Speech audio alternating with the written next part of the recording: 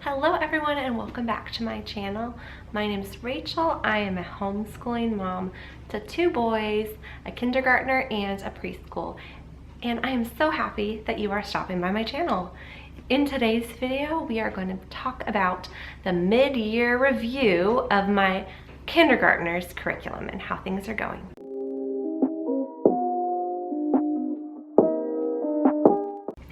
Up first is math. Now, my son is pretty proficient in math, and we got Math Lessons for a Living Education Level 1 by Masterbooks. We got this in the spring, and he actually got so excited that he started it, I think, in July. And he was zooming through it like before homeschool officially started in August. He was doing 2, 3, 4 lessons per day. Not anything I was asking him to do. He cruised through this. We are at day 90. On day 90, he completed this whole 180 lessons. Now, what I will say is, this is a spiral approach to math.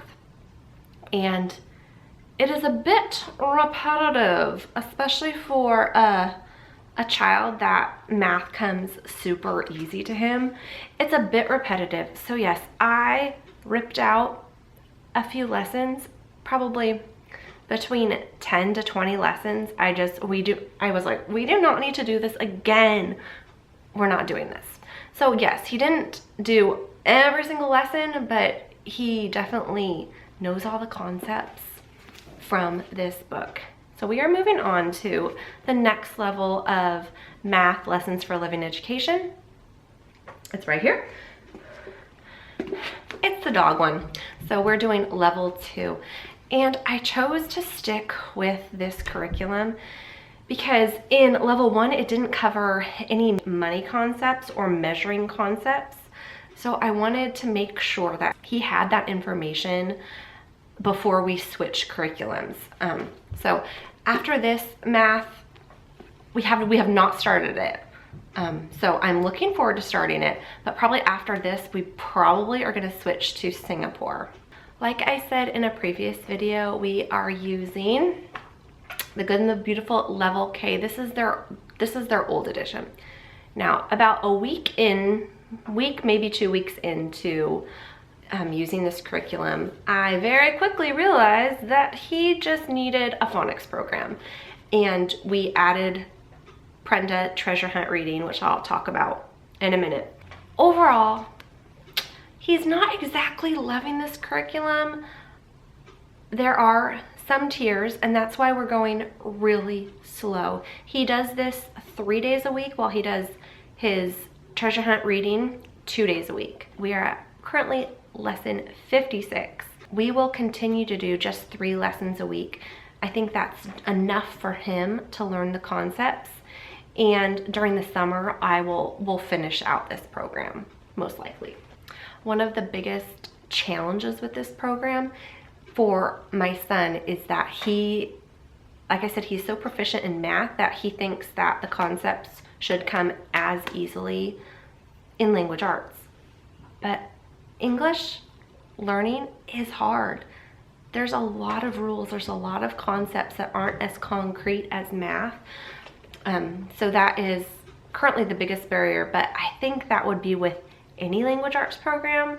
That's just a unique trait that we are working through.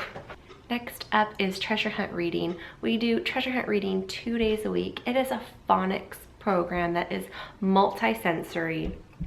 And we started Journey 1 back in the fall, and we are completed with Journey 1.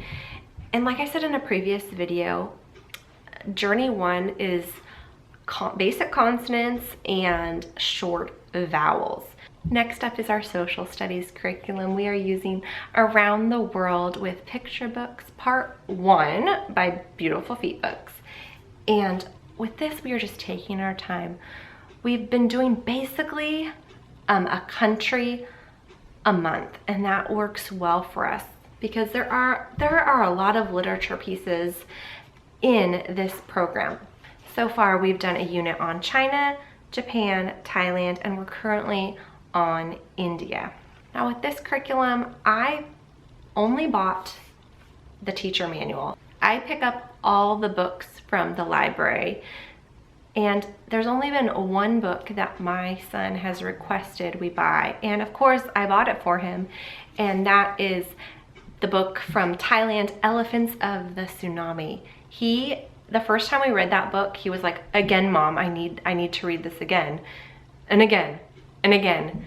So with books like that that my son is really interested in, of course I'm gonna buy it for him. But I'm saving a lot of money by just taking my time and using the library as available. Overall, I'm not in love with this program. Yes, it is an open and go curriculum, but I find that some of the lessons are a bit off, and some of the book selections are a bit off. For example, there was one book in China, The Story About Ping, that I got from the library, and I usually read all of the books before reading them to my children, and I'm glad I do, because The Story About Ping is about a duck, and in it he gets spanked and whacked, I think, with a stick, and I don't think that book has aged very well in our current society.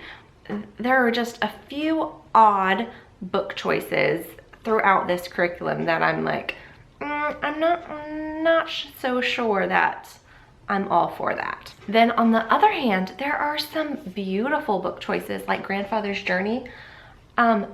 Alan Say is a beautiful author and a beautiful illustrator. Every Alan Say book that we have read, we loved. We actually loved the Japan unit, and we got to go out to a sushi restaurant, which my boys loved.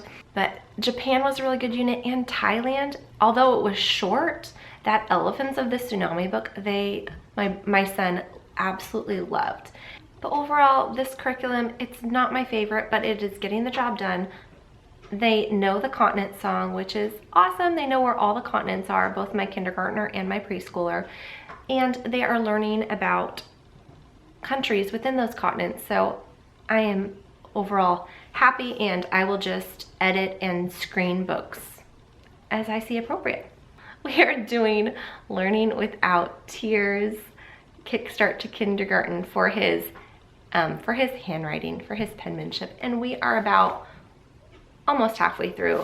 I have him do this maybe 3 times a week, if that, but he does 2 to 3 pages when I ask him to do it, and it is helping him immensely with his penmanship, because he is a young kindergartner, so the muscles in a little child's hand aren't fully developed, I think, until they're in early elementary school. So I can definitely tell that his hands just do not have the muscle control and the coordination for small print. So that's why I love this. It's nice large print for my son. Next up is Bible, and we are doing the Child's Story Bible, and we only do basically a column a day because it is small print. And so we are basically maybe an eighth of the way through, but we are enjoying reading our Bible together. Along with Bible, I do the Charlotte Mason method of scripture memorization, and I simply write out scriptures that I pick up from my daily devotionals. If I think they are appropriate for my children to learn, I'll write them down, and I recite it, and then they recite it back to me. Sometimes I chunk it for them if it's a longer verse, and I feel like we've done at least 15 verses, which is such a blessing to know that your child is learning scripture from such a young age. And if you're interested in Bible memorization with the Charlotte Mason method, I can do a whole video on that, because I found that so helpful when I was learning how in the world to teach my children scripture memorization. Next up is our science curriculum. We are using Blossom and Root Year 1, Wonders of Earth and Sky. In a previous video, I talked about how my son wanted to learn all about water for his science this year. And I think I have delivered on that. I have definitely found the curriculum that is all about water. So this is an earth science curriculum, and it is a first grade curriculum, but that hasn't really stopped us from really enjoying it. There have been a few concepts that are a little too advanced, especially for my preschooler, but my kindergartner is picking up on everything. My kindergartner wanted to start with water. So we actually started at Wonder 18. They call them, each unit they call a wonder. So we started at Wonder 18, which was bodies of water, and then we moved on to layers of the atmosphere, weather and climate, reading nature signs to predict the weather, using science to predict the weather, clouds and wind, the water cycle, rain, snow and ice, and we are currently on the winter solstice. And we also, back in the fall, we did the autumn equinox. Overall, both my sons have been really enjoying this program, and I've been enjoying it too. But we are taking our time to really dive in to all the books that they recommend, because there are a lot of good, rich literature in this that are picture books, and then it comes with a science, it doesn't come with, you have to buy it. These are the two spines for the science that they recommend.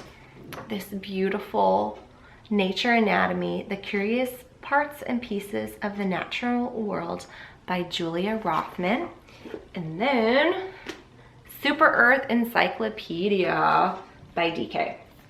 Last but certainly not least is our Spanish program. We are using Beautiful Mundo Volume 1. Now for Spanish, we are taking it really, really slow.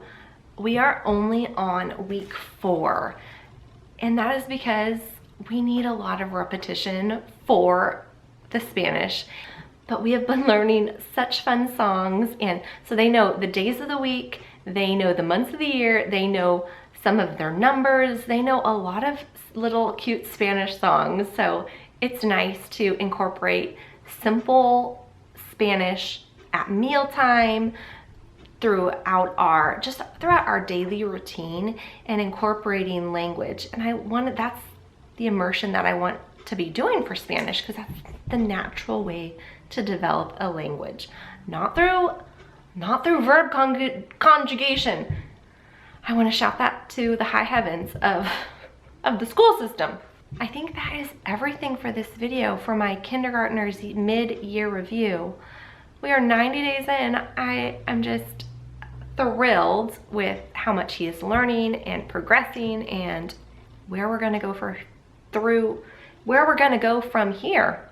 Now in some upcoming videos, I will be doing some flip throughs of some of these curriculums. So if you are interested in one of these curriculums, please let me know and I can do a flip through on that for you guys.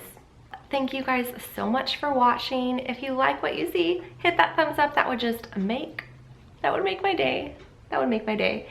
And please subscribe if you haven't already. All right, talk to you guys later. Bye.